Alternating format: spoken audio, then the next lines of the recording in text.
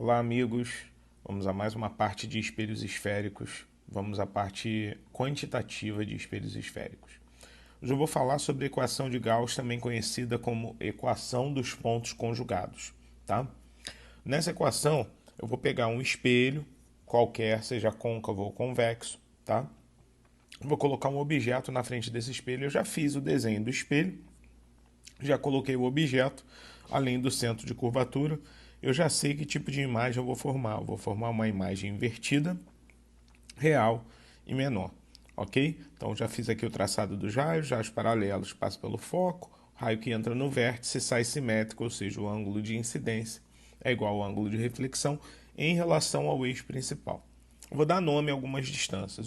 Uma eu já até sei, que é a distância focal. É a distância que vai do foco até o vértice, ou do vértice até o centro, né? Até porque essa distância do vértice até o centro se chama raio, tá? Então eu chamo de f pequeno essa distância, fzinho, tá? A distância do objeto até o espelho, a gente também vai dar um nome especial para ela, a gente vai chamá-la de p, tá? E a distância da imagem até o espelho, nós vamos chamar de p', tá?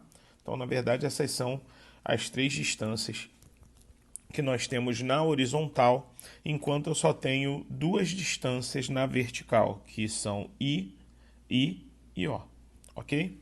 Então vamos lá, vamos trabalhar essa equação. Primeiramente, eu preciso conhecer alguns métodos, né? Pode ser por método algébrico, por método de semelhança ou método analítico.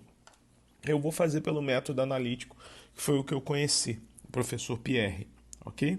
Então, vamos trabalhar esse método, que é o seguinte: eu vou traçar aqui um eixo onde eu tenho um par de distâncias, né? Conforme eu aproximo ou afasto, é lógico que eu vou ter um par de distâncias x e y, ou seja, na verdade p e p', né? Não x e y, mas p e p', né? Nesse eixo eu vou marcar o eixo do P, o eixo vertical, e o eixo horizontal eu vou marcar o P'.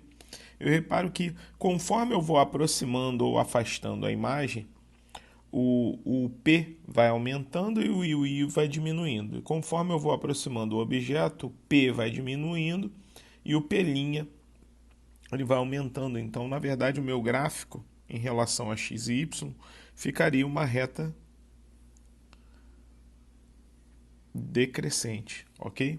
Onde aqui eu teria P e aqui eu teria P'. Se eu pegar um ponto qualquer intermediário desse gráfico, né, um ponto aqui, onde eu colocaria o meu objeto em F, e aqui também eu teria uma mesma distância F. Reparem bem que é um método bem geométrico e bem intuitivo mesmo, né? Reparem que esse ângulo aqui, ó, vou chamar de alfa, e aqui é 90, né? Aqui também é alfa,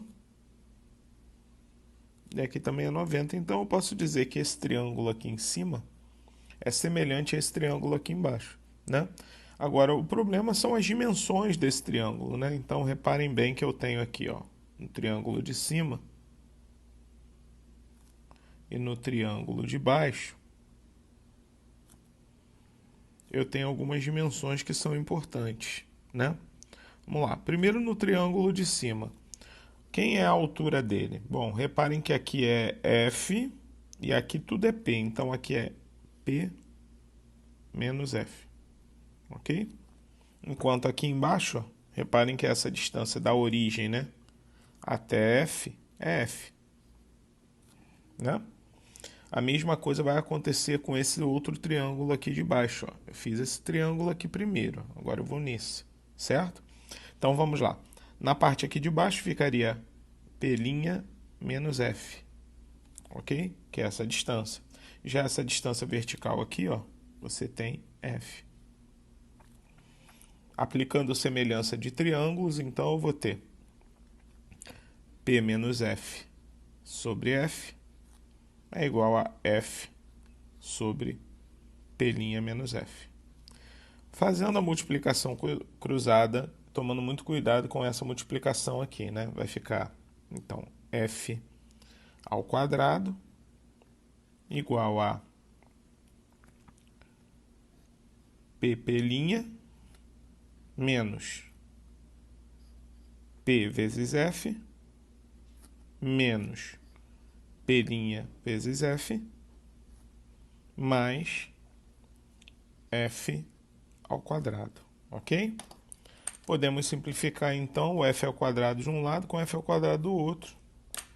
Ficar um menos o outro do mesmo lado, né? Ele vai sumir.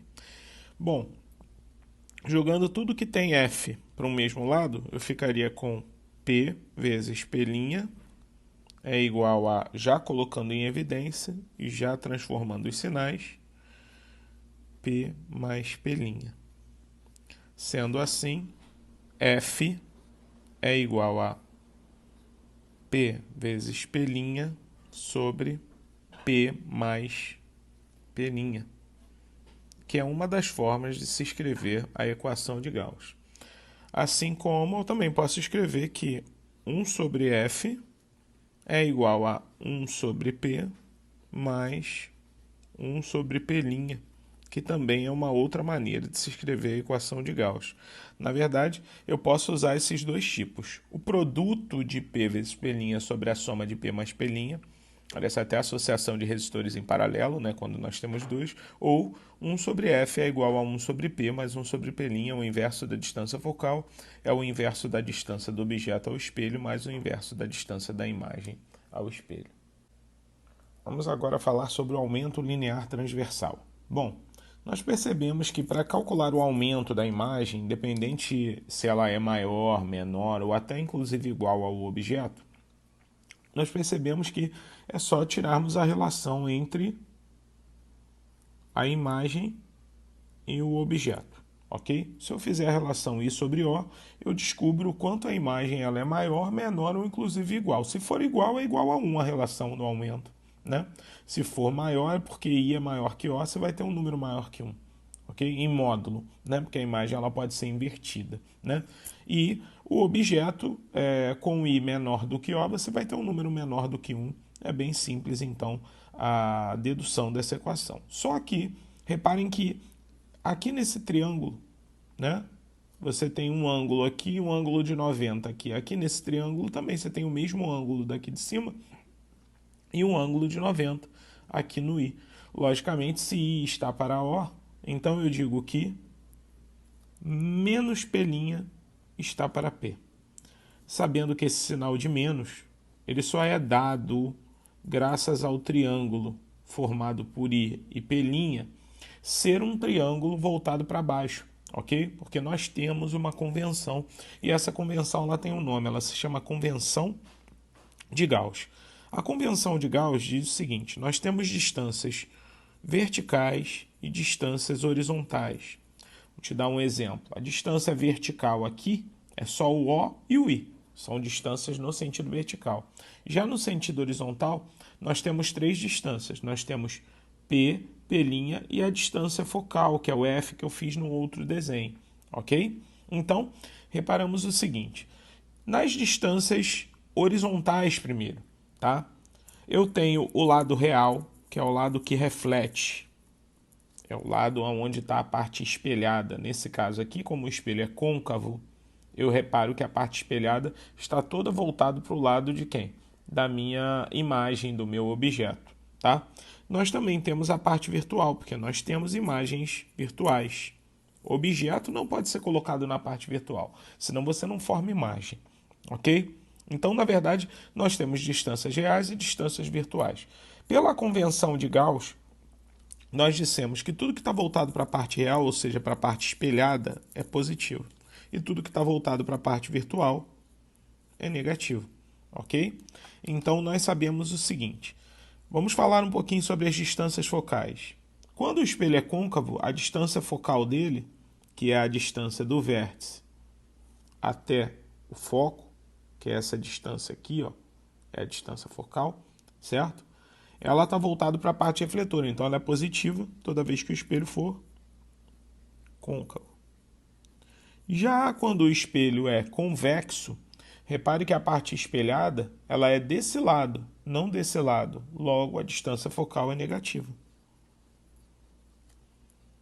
Essa convenção é importantíssima para você fazer os problemas corretos, de forma certa, ok? Reparem que P e O são sempre... o objeto deve ser sempre colocado na frente do espelho. E geralmente o objeto é sempre colocado voltado para uma seta para cima. Neste caso, reparem que eu tenho para cima e para baixo na direção vertical. Tudo que está para cima é positivo. Tudo que está para baixo é negativo. Quando é positivo, a gente diz que a imagem ela é direita. Quando é negativo, a gente diz que a imagem é invertida. Ok? Isso das distâncias verticais. Ok? Então, eu já sei o seguinte, ó, bem fácil. P e O são sempre positivos. Então, sempre positivos. Tudo que é relativo ao objeto é sempre positivo, ok?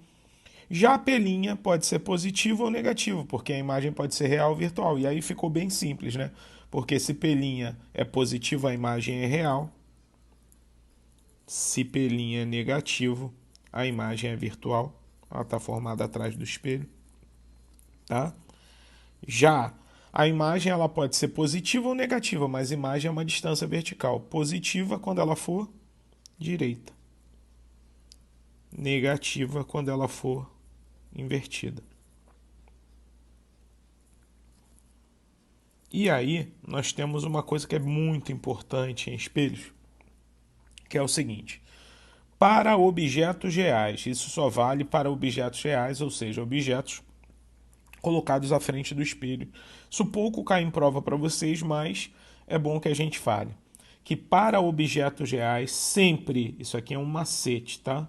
Sempre que os objetos forem reais, isso para objeto real, tá?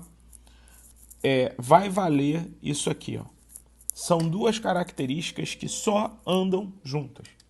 Ou seja, toda imagem real é necessariamente invertida.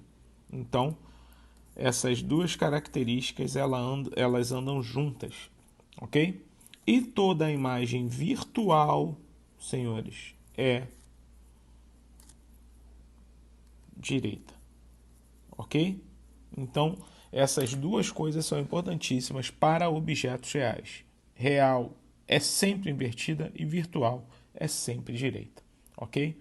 Um grande abraço para vocês.